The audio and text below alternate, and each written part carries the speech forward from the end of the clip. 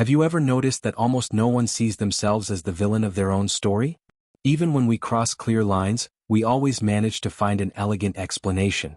We call it strategy when it's sometimes fear. We call it intelligence when it's sometimes pride. And that's exactly where the real danger begins. The greatest human crime isn't the one that appears in court. It's the one that unfolds silently within the conscience. It's when reason begins to justify what the heart knows will wound. It's when you build a sophisticated theory to cross an invisible line, and still feel lucid for doing so. In Crime and Punishment by Fyodor Dostoevsky, we are not facing merely a murder. We are witnessing a radical psychological experiment. What happens when someone believes they stand above common morality? What happens when the mind decides it can override its own conscience? The answer is not external punishment, it is internal fragmentation. Maybe you've never committed a crime, but you've justified a silence. You've rationalized an omission. You've prioritized ambition over integrity, and then tried not to think too much about it. Today we are going to cross that invisible line together. Not to judge, but to understand. Not to condemn, but to integrate. If you seek psychological depth, real self-knowledge, and conscious transformation, this journey is for you. Because here, literature is not entertainment. It is a mirror. And today the reflection may be intense. The invisible crime, the idea before the act. There is a silent moment in Crime and Punishment when the crime has not yet occurred, and yet it is already alive. Not in the streets of St. Petersburg, not at the murder scene, but in the mind. And perhaps this is the most disturbing aspect of the novel. The external act is merely the final stage of an internal process that began long before, like a seed planted in the soil of consciousness. As I moved through Dostoevsky's work, I learned that the true crime rarely begins in the hands. It begins in the story we tell ourselves. It begins when an idea meets resentment, when justification meets pride, when reason stops seeking truth and starts protecting a wound. At that point, literature stops being literature. It becomes a mirror. Raskolnikov does not wake up one morning and decide to kill. He cultivates the idea. He contemplates it. He rehearses it mentally. He dresses it in philosophical language. And that cultivation unsettles me because it reveals something essential about human psychology.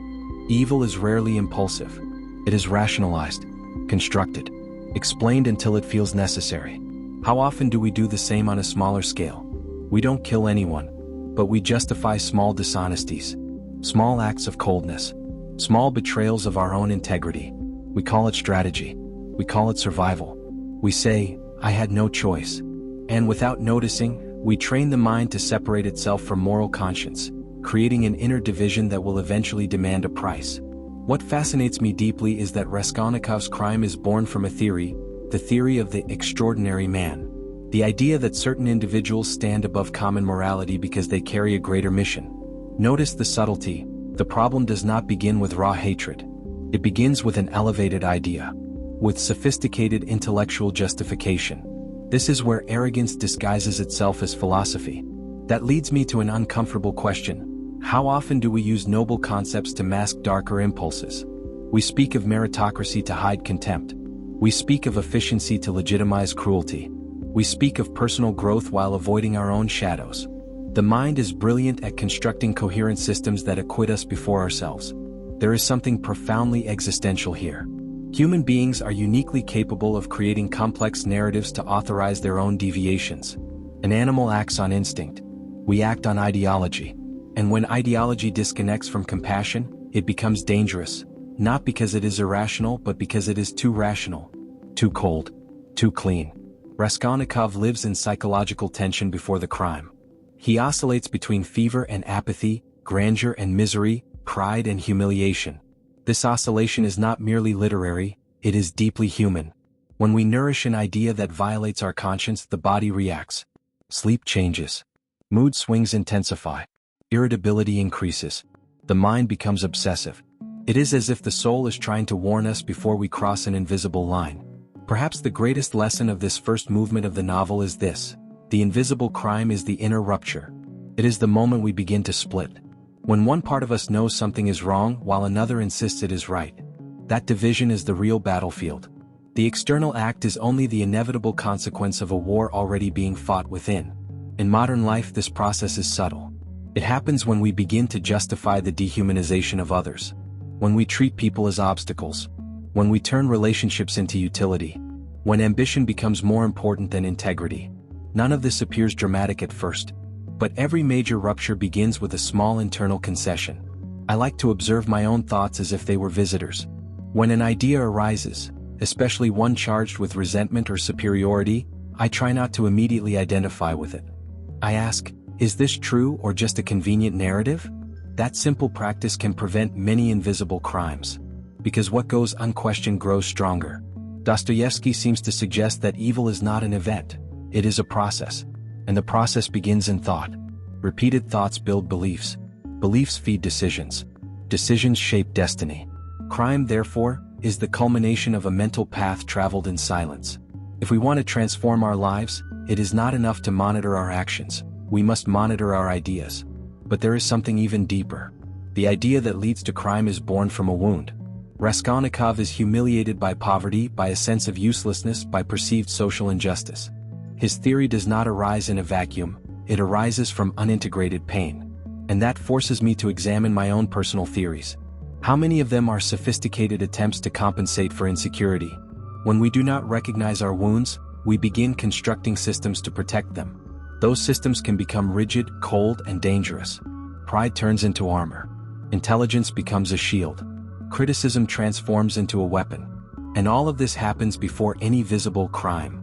What this novel teaches me from the very beginning is that true spiritual work does not start with grand external decisions. It starts with inner honesty. It begins when I have the courage to admit, this idea in me does not come from truth, it comes from pain. That recognition is not weakness. It is maturity. And perhaps this is where the real journey begins, not in the act but in awareness of the thought. Because if I can observe the seed, I can choose not to water it. But if I identify with it, the rest becomes only a matter of time. And then an inevitable question arises. What happens to the conscience when the idea finally becomes action?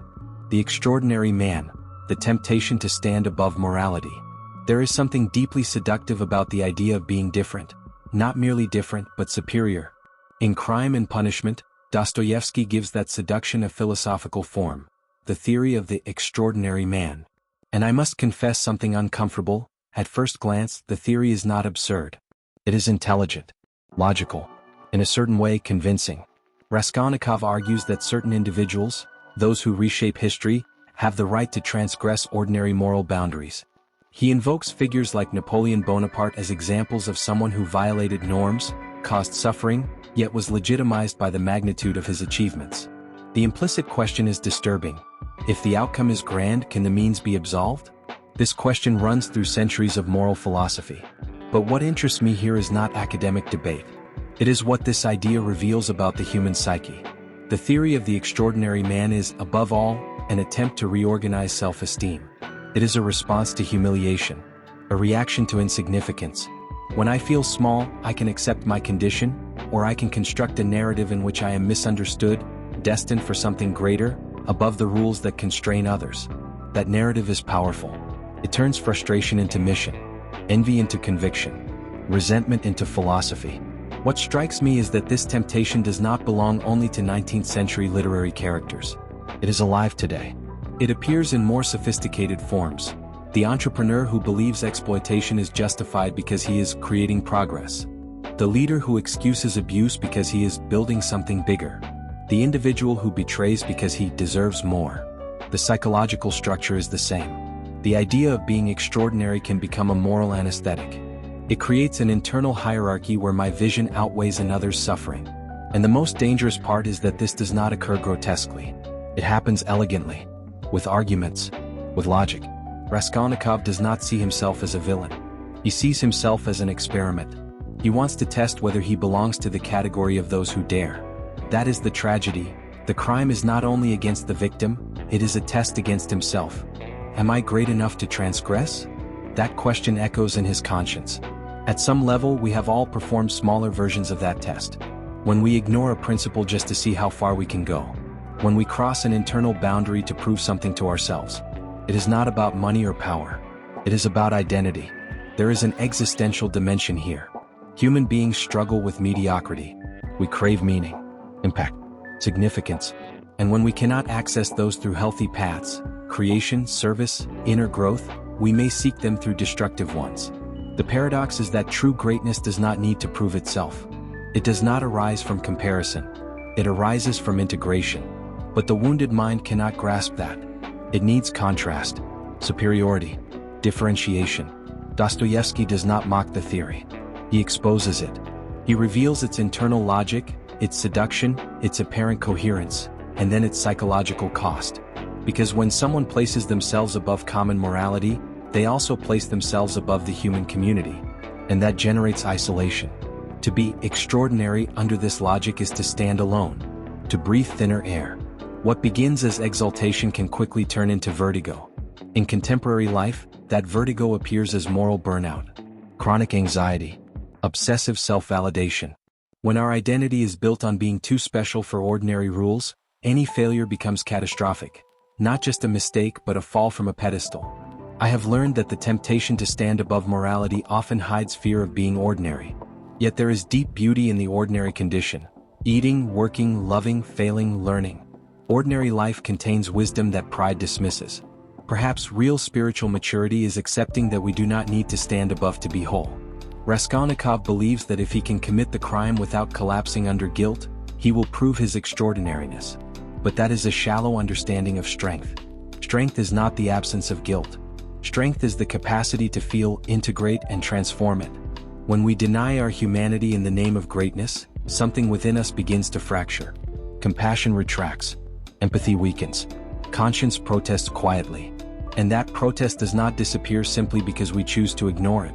Perhaps the question this part of the novel invites me to ask is not, who are the extraordinary? But, why do I need so badly to be one? What in me is seeking validation? What in me is wounded? What in me fears being merely human? Because when I allow myself to be human, vulnerable, fallible, ordinary, something shifts. The urge to transgress weakens. Comparison softens. Life stops being a stage and returns to being an experience. But if the theory of the extraordinary man is an attempt to escape the pain of insignificance, what happens when that theory collides with inner reality? What happens when conscience refuses to cooperate with the narrative of greatness? That is where the novel moves into even deeper territory, the territory of guilt. Guilt as the awakening of conscience. After the act is carried out in Crime and Punishment by Fyodor Dostoevsky, something unexpected happens. There is no triumph. No confirmed sense of superiority. No proof of extraordinariness. What emerges instead is fever, confusion, disorientation, a malaise that cannot be explained merely by fear of being discovered. Here begins one of the most profound psychological explorations ever written by Dostoevsky: guilt as an existential experience. Not as social punishment, not as external judgment, but as an inner movement of conscience attempting to restore a lost unity. Raskolnikov believed he could cross the moral boundary and remain intact. He underestimated something essential. Conscience is not an external tribunal. It is a living structure of the psyche. When we act against it, we do not merely break a rule, we create an internal fracture. In this sense, guilt is not an enemy. It is a signal. It functions like physical pain. When I touch fire and feel the burn, my body alerts me that something is wrong. If I felt no pain, I would keep my hand in the flame until it was destroyed. Guilt operates similarly in the moral realm. It points to the incoherence between who I am and what I have done. But there is a subtle detail. Raskolnikov tries to resist guilt. He rationalizes. He attempts to uphold his theory. He oscillates between contempt and paranoia. And the more he tries to suffocate the feeling, the more intense it becomes. This reveals something fundamental about human psychology. What is repressed does not disappear. It transforms into symptom. In everyday life we see this constantly. Someone betrays their own integrity and later becomes irritable. Someone acts cruelly and then feels compelled to justify themselves endlessly. Someone hurts another person and, instead of acknowledging it, begins to criticize them even more harshly. Denied guilt does not dissolve, it relocates. What deeply moves me in this part of the novel is that guilt does not immediately destroy Raskolnikov. It destabilizes him. It dismantles his narrative of strength. It begins to corrode the image he had of himself. And this is painful because it implies admitting, I am not who I thought I was. This is an initiatory moment in any human life, the rupture of self-image. When I realize that my constructed identity, strong, rational, superior, cannot bear the weight of truth. In this sense, guilt is not punishment. It is an invitation to humility. There is an important distinction between neurotic guilt and existential guilt. Neurotic guilt paralyzes, shames, imprisons. Existential guilt awakens. It hurts, but it points toward integration. It does not say, "You are irredeemably bad." It says, "You have moved away from yourself."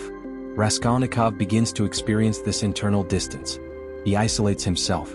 He cannot fully connect with anyone. There is an invisible barrier between him and the world. That barrier is the moral fracture. When we act against our conscience, we lose spontaneity. We begin to perform, to defend, to conceal. How often does this happen on a smaller scale? When we lie, even about something seemingly trivial, something shifts in the relationship. We become vigilant, cautious. Naturalness disappears. Guilt is the invisible cost of incoherence. Yet something even deeper is revealed here. Guilt proves that we possess an inner moral structure. It shows that we are not merely rational machines. There exists within us a dimension that recognizes value, dignity, and limits. And when that dimension is violated, it reacts. Modernity often attempts to neutralize guilt. We say everything is relative, that morality is socially constructed, that each person defines their own truth. But human experience shows it is not so simple. We may relativize concepts, yet we cannot completely silence conscience. Raskolnikov's suffering is not merely fear of prison. It is confrontation with his own being. He begins to perceive that his theory did not liberate him. It imprisoned him. And here lies a powerful paradox. The crime meant to prove his greatness reveals his fragility. I see in this a profound spiritual process. Guilt is the first sign that the soul is still alive. If he felt nothing, if he remained cold and indifferent, transformation might be impossible. But suffering indicates that something within him resists dehumanization. In my own life, I have learned not to flee immediately from guilt. When it arises, I try to ask, what within me has been violated? Instead of condemning myself, I seek understanding. Often guilt points not only to error, but to misalignment. It signals that I am living outside my center. Dostoevsky leads us into delicate territory, guilt as the beginning of redemption. Not because suffering itself is noble, but because it can break pride. It can dismantle the illusion of self-sufficiency. It can create space for something new. But this process is not linear. Before redemption, there is confusion. Before integration, fragmentation. And the more Raskolnikov attempts to sustain his narrative of the extraordinary man, the more guilt pushes him toward increasing isolation. And it is within this isolation that the crisis deepens. Because when guilt finds no space to be acknowledged, it transforms into something even more corrosive, psychic loneliness. Isolation, when the mind becomes a prison. After guilt comes something even quieter, and perhaps more dangerous, isolation. In Crime and Punishment by Fyodor Dostoevsky, Raskolnikov's withdrawal from the world is not merely physical. It is psychic. He walks the streets, speaks with people, answers when addressed. Yet inwardly he is separated. As though there were an invisible glass wall between him and life. This is one of the deepest human experiences. Loneliness born not from lack of company but from inner rupture. When I distance myself from my own conscience, I inevitably begin to distance myself from others. I'm no longer whole. I am defending something, hiding something, sustaining a narrative that must be protected. Raskolnikov begins to live inside his own mind as though it were a labyrinth. He revisits thoughts obsessively, mentally reenacts the crime, interprets every glance as suspicion, every gesture as threat. The external world ceases to be shared reality and becomes psychological projection. Here the novel reveals an unsettling truth. When the mind loses its moral axis, it can become a cell. How often does this occur in modern life? Someone keeps a secret that corrodes from within. Someone maintains a public image that does not match their inner truth. Someone upholds a posture of strength while feeling fragile. The consequence is not merely tension, it is disconnection. The person is present but not available. Psychic isolation differs from healthy solitude. Solitude is conscious choice. It is space for integration. Isolation is defense, withdrawal, fear of being seen as one truly is. Raskolnikov can no longer experience lightness because his energy is consumed by maintaining fragmentation. There is a fascinating psychological detail here. When guilt is not integrated, the mind operates in a state of constant vigilance. The nervous system does not relax. The body remains on alert. The imagination turns paranoid. Not because everyone is against him, but because he is against himself. This makes me reflect on how self-deception creates inner exile.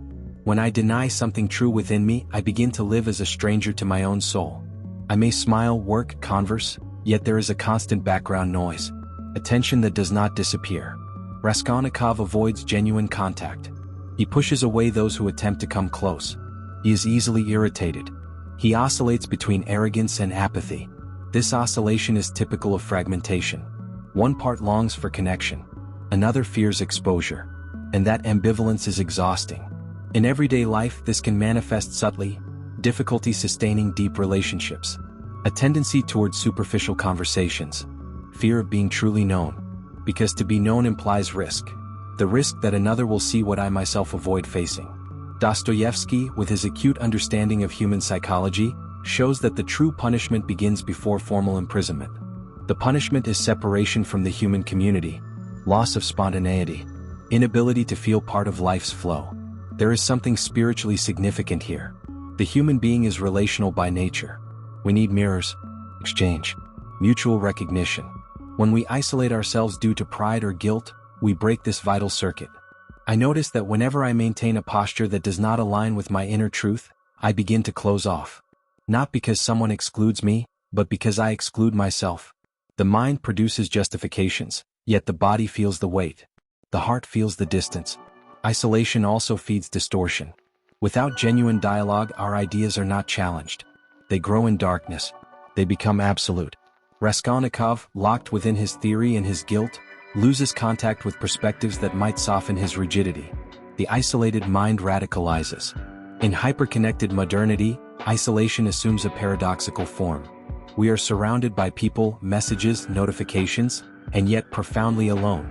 Digital connection does not replace conscious presence. We may speak to many but reveal ourselves to few.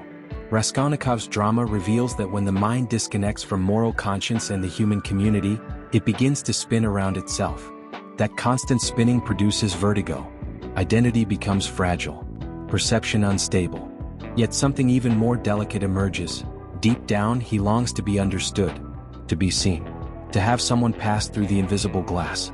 This desire reveals that conscience still pulses. Isolation is not absolute indifference. It is desperate defense. Perhaps this is a crucial point in our own inner journey, recognizing when we are living behind glass. Asking honestly, what am I hiding that prevents me from being whole? Sometimes it is not a great crime. Sometimes it is simply an unspoken truth, an unshared pain, an unacknowledged guilt. When we begin to name what isolates us, something starts to move. The prison weakens when light enters. But for that light to appear, someone, or something, must represent a different possibility of relationship. Someone who does not judge immediately. Someone whose presence does not threaten but welcomes. And it is at this point that an essential figure emerges in the novel. A presence that does not operate by the logic of superiority or the fear of guilt. A presence that embodies silent compassion. It is here that we begin to approach Sonia. Sonia, love, sacrifice, and silent spirituality.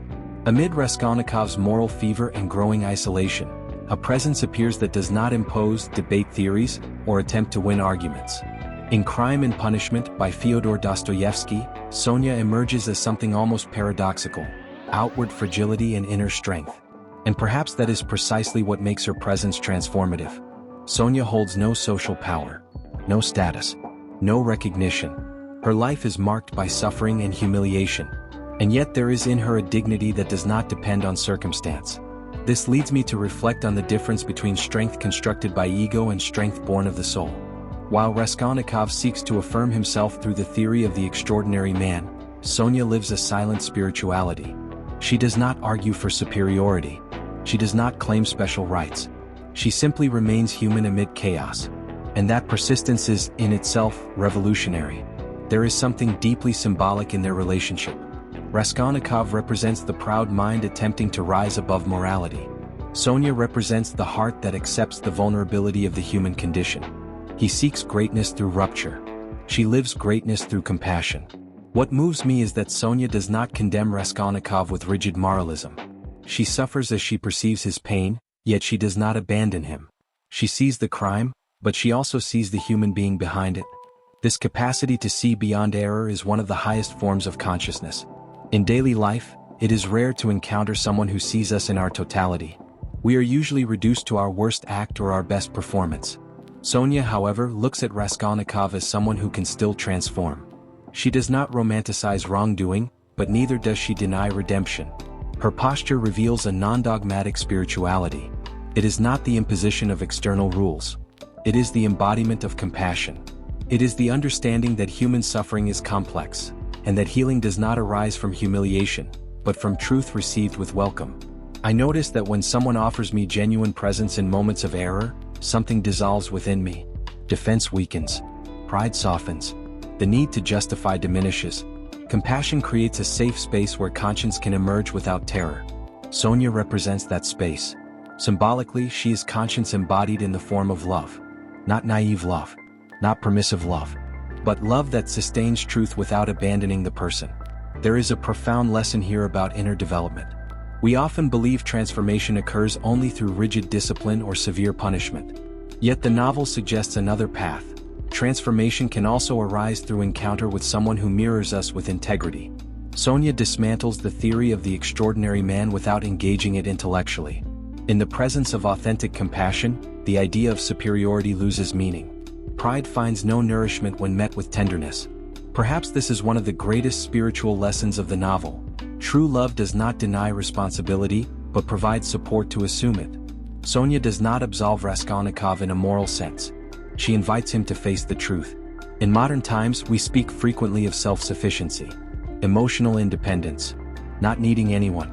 Yet the story reminds us that conscience matures through encounter. We need living mirrors, relationships that challenge us gently. I ask myself how many times I have played the role of Raskolnikov, closed within my theories, justifying my failures, and how many times I have encountered someone who, like Sonia, offered presence instead of judgment. And I also ask, on how many occasions could I have been that presence for someone else, but chose criticism instead? Sonia embodies a spirituality that does not seek domination. She accepts suffering without losing humanity. This is not passivity. It is inner strength rooted in integrated values. She does not need to declare herself extraordinary. Her greatness is silent. There is a striking contrast between power and moral authority. Raskolnikov seeks power, the power to transgress limits. Sonia possesses moral authority, the kind born from coherence between action and conscience. And such authority does not impose, it inspires. When someone remains whole amid adversity, they become a lighthouse. Not because they shine intensely, but because they stand firm. Sonia is that lighthouse in Raskolnikov's psychological darkness.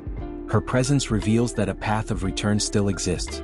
But accepting that possibility requires something difficult: the abandonment of pride. As long as the mind insists on proving superiority, the heart cannot surrender to compassion.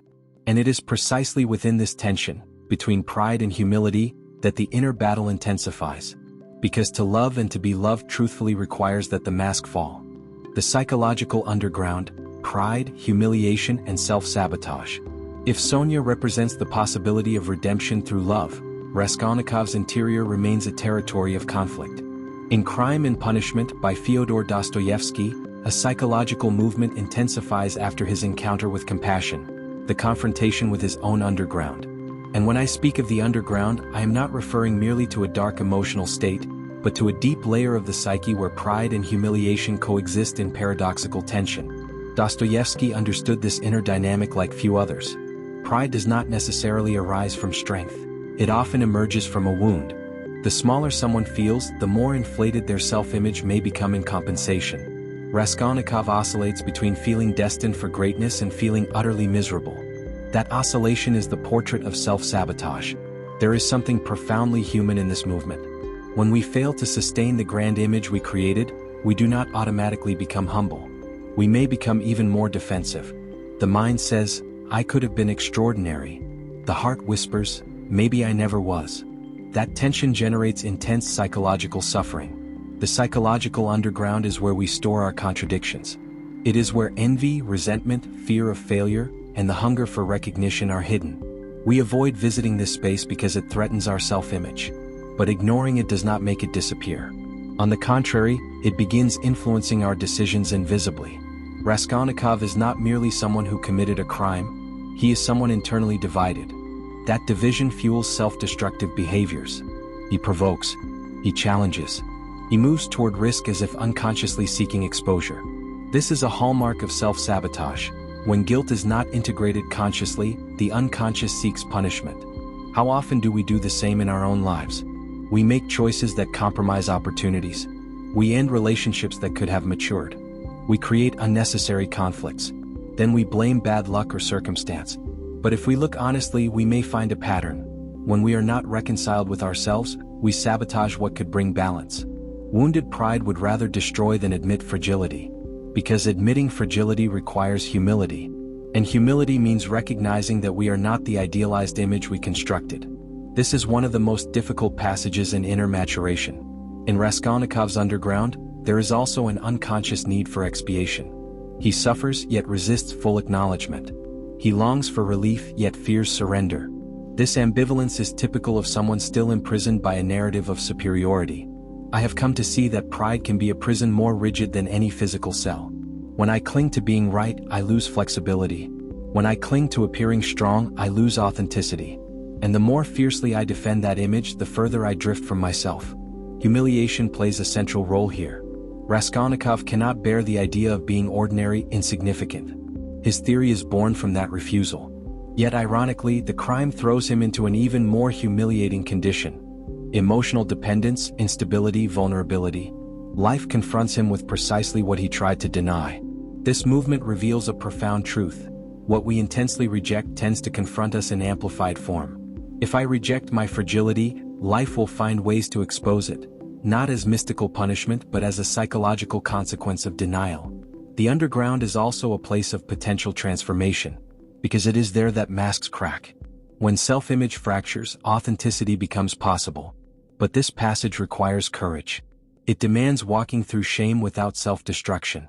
In modern culture, we are trained to curate images, through social media, career trajectories, status symbols. We construct carefully edited identities.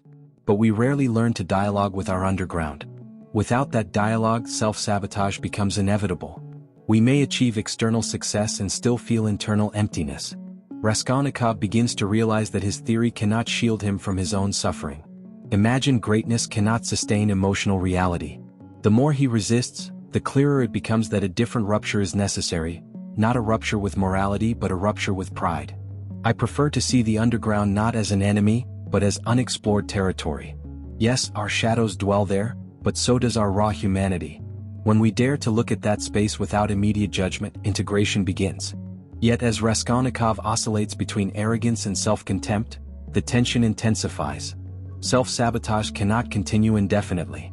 At some point, truth demands form. At some point, inner conflict demands concrete resolution.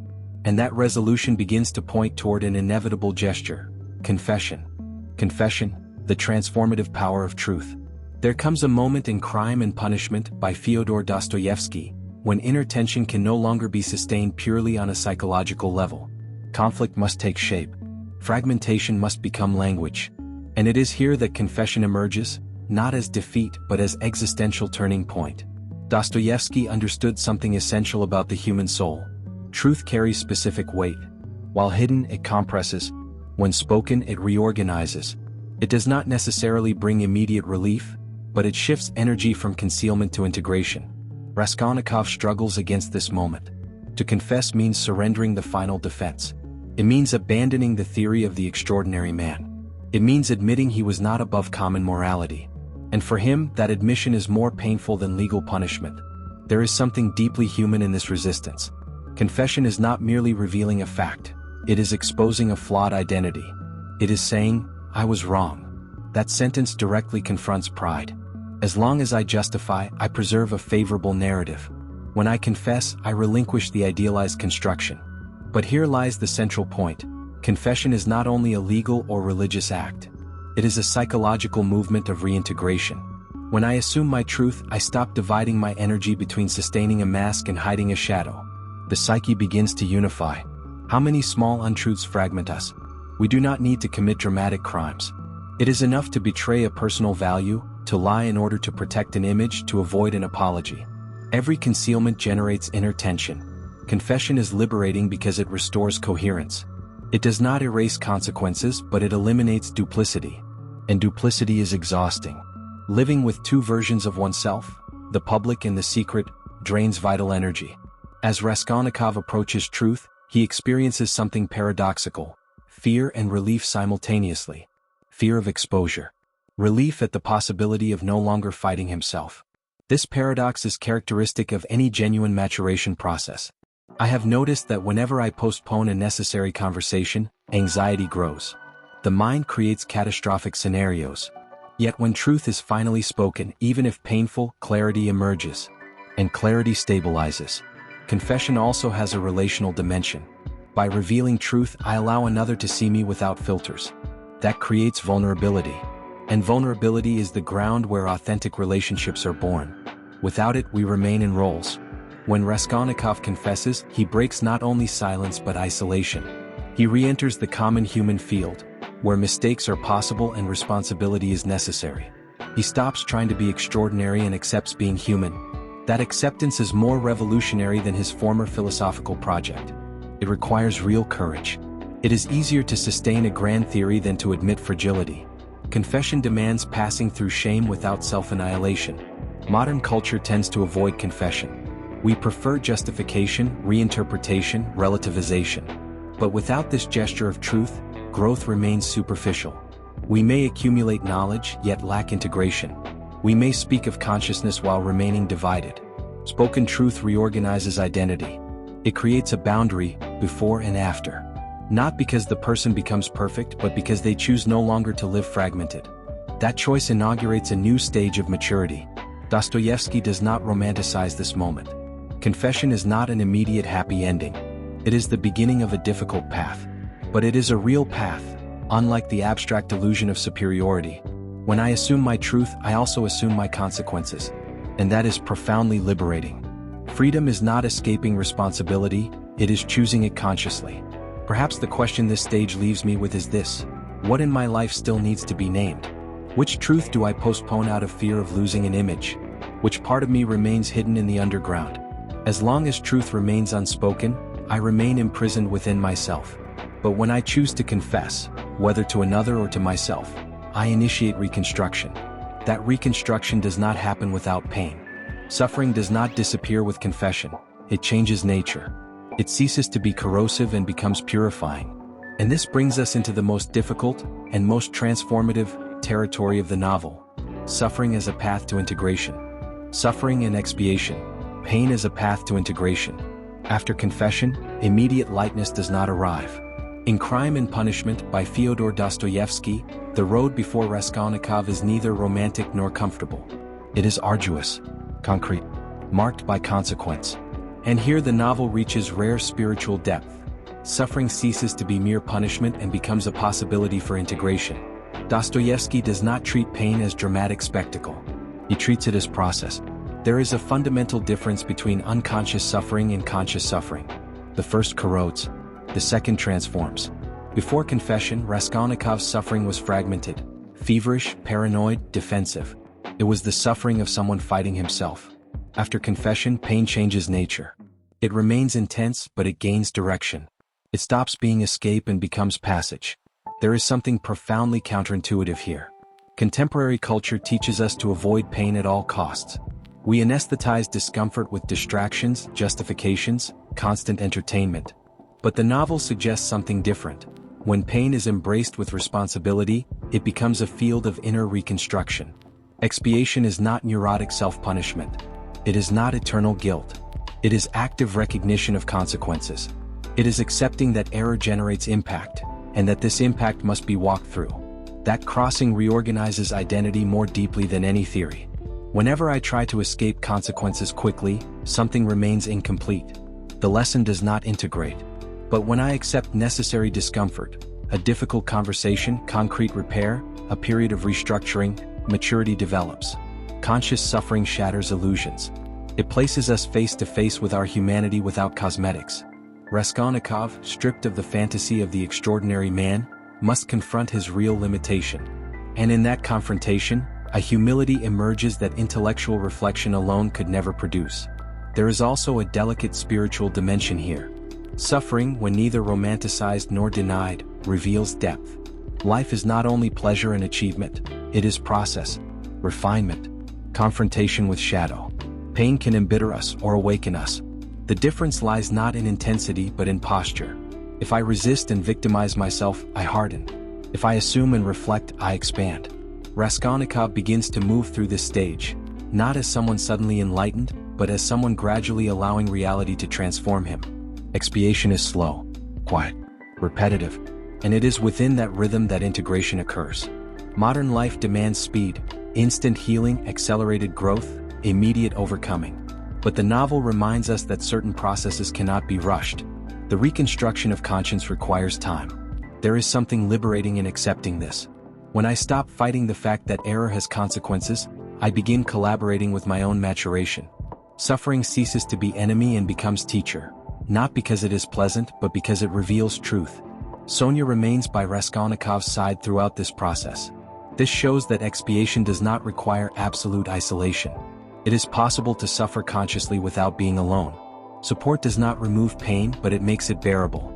I like to think of conscious pain as fire refining metal.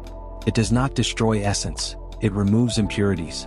Excess pride, intellectual arrogance, illusions of superiority, all begin dissolving under the weight of assumed reality. And paradoxically, within this stage of suffering, something new emerges, a more authentic form of freedom.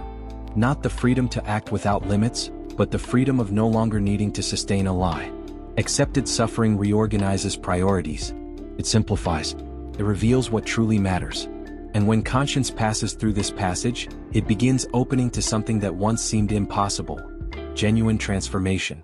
Yet this transformation is not merely psychological. It touches identity's core. It questions who I was and points toward who I may become. And here the novel begins to suggest something even deeper: not only expiation but rebirth. Inner resurrection, when love reconfigures conscience. As conscious suffering is endured, something quietly reorganizes within Raskolnikov. In Crime and Punishment by Fyodor Dostoevsky, transformation is not outwardly dramatic. There is no sudden illumination, no triumphant speech. What emerges is rarer, a shift in inner axis. Dostoevsky leads us toward a profound understanding of the human soul. True resurrection is not escaping consequences, but rediscovering the capacity to love and be loved without masks. For much of the novel, Raskolnikov lived from separation. Separation from common morality, from community, from his own vulnerability. Now, slowly integration begins. And it does not arise from theory, it arises from relationship. Sonia's love was not a logical argument. It was persistent presence, silent fidelity, a gaze that did not reduce the other to his error. This relational experience begins to reconfigure Raskolnikov's inner structure. He starts seeing himself not merely as criminal or failed extraordinary man, but as a human being in process. Inner resurrection does not erase the past. It allows the past to be integrated without defining identity entirely. This is a crucial point in psychological maturation. When we freeze ourselves in error, identity stagnates. When we deny it, conscience fragments. When we integrate it, growth becomes possible. There is a deep existential dimension here. Human beings need meaning in order to continue. The theory of the extraordinary man offered Raskolnikov grand but illusory meaning. Conscious suffering opened space for humbler but truer meaning. In life, we often confuse intensity with depth. We seek extreme experiences, radical decisions, forceful affirmations. Yet true transformation is usually discreet. It appears in how we look, how we relate, how we perceive ourselves. Raskolnikov begins to experience what once seemed impossible: acceptance of his ordinary humanity. And that is revolutionary. The need to be extraordinary yields to the desire to be whole. There is quiet beauty in this stage. Pride no longer governs with the same force. Guilt no longer corrodes in the same way. Suffering is no longer mere weight. It becomes integrated memory. Conscience breathes more steadily. Modern culture speaks often of reinvention, of starting over from zero. But the novel suggests another path, not erasing who we were, but reconciling with that version. Inner resurrection does not destroy the past, it passes through it. Love plays a central role here. Not idealized or dependent love, but love that sustains responsibility and truth. When someone remains beside us as we face our shadows, something within strengthens. Raskolnikov's greatest transformation lies not in serving his sentence, but in changing his relationship with himself. He ceases defining himself by theory and begins defining himself by his capacity to feel. And to feel fully requires courage. there is also a spiritual dimension that transcends dogma. Resurrection, symbolically, is return to conscious life. It is awakening from moral anesthesia and re-entering belonging. It is reconciling reason and compassion. When reason operates without compassion, it becomes cold. When compassion operates without responsibility, it becomes fragile. Integration of these two poles marks inner maturity. And that is what begins to emerge in Raskolnikov. This journey mirrors our own condition. All of us, in some measure, have distanced ourselves from ourselves. We have sustained narratives that separated us. We have known guilt, pride, isolation. The question is not how to avoid these experiences, but how to allow them to transform us. Inner resurrection is not perfection. It is movement. It is willingness to continue maturing. It is recognizing that conscience is dynamic and that growth remains possible even after profound failure. Perhaps the deepest lesson here is this: no one is condemned to remain in fragmentation. As long as conscience exists, integration remains possible. As long as love exists, reconstruction remains possible. But this entire journey, from idea to crime, from guilt to suffering, from confession to resurrection, must now be brought into concrete life, into the everyday, into the seemingly small choices we make each day. And that is exactly where we turn next. The invisible crime of an ordinary man. I want now to leave the streets of St. Petersburg and walk through a modern city. Mirrored buildings, offices lit late into the night, crowded cafes, people too busy to feel. Because if Crime and Punishment by Fyodor Dostoevsky is a mirror of the human condition, then this story does not belong only to the 19th century. It belongs to us. I want to tell you the story of Daniel. Daniel never killed anyone. He never stole. He was never arrested. In the eyes of the world, he was a decent man. He worked at a respected company, had ambitious targets, and was admired for his strategic intelligence. He liked to see himself as someone above mediocrity, different, destined for something greater. But quietly, Daniel began committing small invisible crimes. The first was against his own conscience. He realized that to grow faster, he needed to play the game. He started omitting information in meetings, taking credit that wasn't entirely his, treating colleagues like stepping stones. Nothing extreme, nothing scandalous, just strategic adjustments. His mind justified it. It's how the system works. If I don't do it, someone else will. I deserve more. He didn't see himself as unethical. He saw himself as efficient, extraordinary. And in a way, he began testing something very close to Raskolnikov's theory: how far can I go without losing control? At first, he felt excitement, a sense of power, rapid advancement, recognition. But little by little, something began to shift. His sleep grew lighter. His irritation increased. Simple conversations began to feel like veiled threats. He started interpreting glances as judgments. The invisible crime had settled in. Daniel wasn't under investigation. There was no lawsuit against him. But his mind became a prison. He began avoiding certain colleagues, distrusting friendships, feeling the need to sustain an image at all times. His pride grew in the same proportion that his peace diminished. One day, in a particularly tense meeting, he noticed something unsettling. He no longer knew whether he was defending the truth or his own image. And that doubt destabilized him more than any external criticism. That night, when he arrived home, he found his wife reading on the couch. She looked at him simply and asked, "Are you happy?" The question irritated him. He responded with logic. He talked about goals, achievements, plans. But the question echoed. It wasn't about success. It was about coherence. In the days that followed, something began to crack inside him. He realized he was constantly in a defensive state. He noticed he avoided silence. He noticed he justified decisions even when no one was accusing him. And for the first time, he had the courage to admit to himself, "I've drifted away from who I was." That was the moment of inner confession. Not public, not dramatic, just honest. He started small. He called a colleague and admitted he had taken undue credit on a project. It wasn't easy. His pride resisted. But something inside him relaxed after that conversation. There were no applause, no formal punishment. There was discomfort and a strange sense of relief. In the months that followed, Daniel went through a period of reconstruction. Some opportunities diminished. Certain alliances dissolved. But gradually, the internal weight began to disappear. He did not become perfect. He became conscious. He realized that the truly extraordinary is not being above common morality, but being aligned with it even when no one is watching. He realized that the suffering we avoid is often the path to integration. He realized that guilt was not an enemy but a signal of misalignment. And something unexpected happened. Relationships became more real, conversations lighter, work less paranoid. He no longer needed to sustain an inflated version of himself.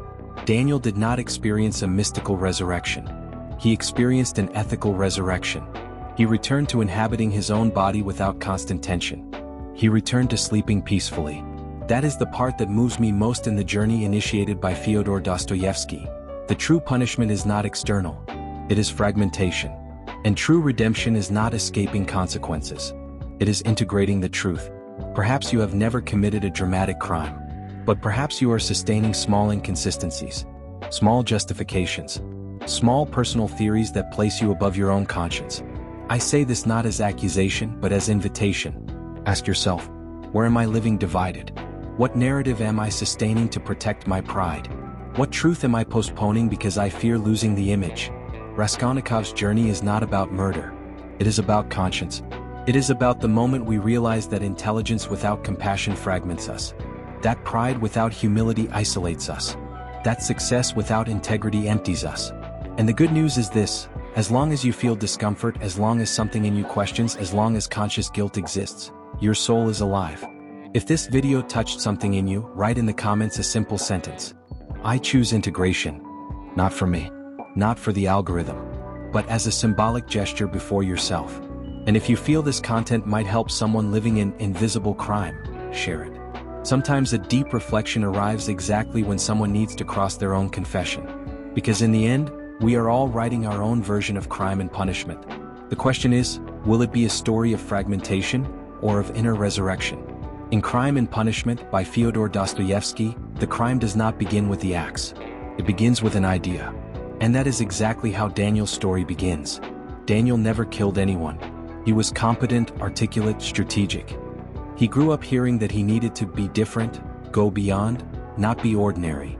Deep down, he didn't want money. He wanted superiority. Daniel's crime was silent. He began treating people like steps. He lied elegantly. He manipulated narratives. He appropriated others' ideas.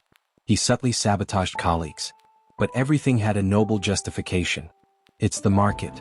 If I don't do it, someone will. The strong survive. I can't be naive. He didn't see himself as unethical. He saw himself as lucid. And this is where Dostoevsky crosses centuries. The problem was never the act. It was the theory that authorized it. Daniel built his own version of the extraordinary man. The one who can cross limits because he understands the game better. At first it worked. Promotion, recognition, authority. But something began collapsing inside. He lost sleep. He became easily irritated. He started distrusting everyone because he knew how he himself operated. Isolation began as strategy and ended as prison. The mind that justified became a tribunal. And then came the inevitable moment. The confrontation with someone who did not play the same game. A simple woman, ethical, transparent, not naive but whole. She did not accuse him. She did not expose him. She did not compete. She simply was. And that disorganized Daniel more than any threat, because her presence revealed his fracture. From that point on, the conflict ceased to be external. It became internal. Daniel realized something devastating. He had not won. He had fragmented. His crime was not against others. It was against his own conscience. And as in Crime and Punishment, the punishment did not come first from the system. It came from the void, from the feeling of having crossed an invisible boundary, from the realization that success without integration produces power, but corrodes identity. Daniel did not need to go to Siberia. He needed to confess to himself, to assume, to repair, to begin again. And here is the point that crosses the novel and our modern life. You can justify almost anything, but you cannot escape the internal structure that knows when you have betrayed yourself. The true punishment is not external penalty. It is internal division. And true redemption does not begin with absolution. It begins with truth. Dostoevsky did not write only about a murder. He wrote about the arrogance of reason when separated from compassion. He wrote about the ego that believes it can transcend morality. He wrote about us, because all of us have created small theories to authorize our own deviations, small concessions, small silences, small distortions, and every time we do, something divides. But the good news, and this is the deepest part of the novel, is that conscience does not die. It waits, it hurts, it calls. And when you respond, reconstruction begins. That is the real journey. Not that of the criminal who escapes, but of the human being who chooses integration. In Crime and Punishment, we were never truly facing a detective story. We were facing a dissection of human conscience. Rodion Raskolnikov is not merely a character. He is the archetype of the human being who tries to live by reason alone, believing he can rewrite morality with sophisticated arguments. He does not only kill a pawnbroker, he tries to kill the limit. He tries to prove he can cross the invisible line that organizes the soul. And that is modern. Extremely modern. We live in a culture that exalts performance, strategic intelligence, radical autonomy. But we rarely speak of the psychic cost of crossing our own internal limits. The novel shows something brutally honest.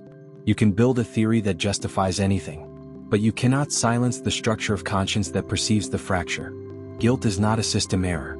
It is a reintegration mechanism. Raskolnikov's suffering is not merely punishment. It is the implosion of an identity built on dissociation. And that is why Sonia is essential. She represents what isolated reason cannot produce. Compassion that does not negotiate. Love that does not argue. Presence that does not humiliate. Redemption does not come from logic. It comes from reconnection. In the end, what Dostoevsky proposes is not moralism. It is integration. Reason should not be eliminated, but it must be reconciled with compassion. Strength should not disappear, but it must be humanized. The true punishment is to live divided. The true resurrection is to become whole. And now the inevitable question. Where in your life have you created a theory to justify something that, deep down, you know fragments you? Where did you cross an internal line, not because you needed to, but because you believed you were above it? This novel crosses centuries because it is not about murder. It is about conscience. It is about ego. It is about the moment when a human being realizes that intelligence without humility produces isolation. And perhaps the deepest point of all, conscience does not want to destroy you. It wants to integrate you. If this dive made sense to you, if you feel that great literary works are maps of the human soul, then this channel is for those who seek not only information but transformation. Here we cross literature, philosophy, and spirituality not as content, but as path. If this journey resonated, subscribe. Because true reading begins when the book ends. And the next invisible battle may be happening inside you right now.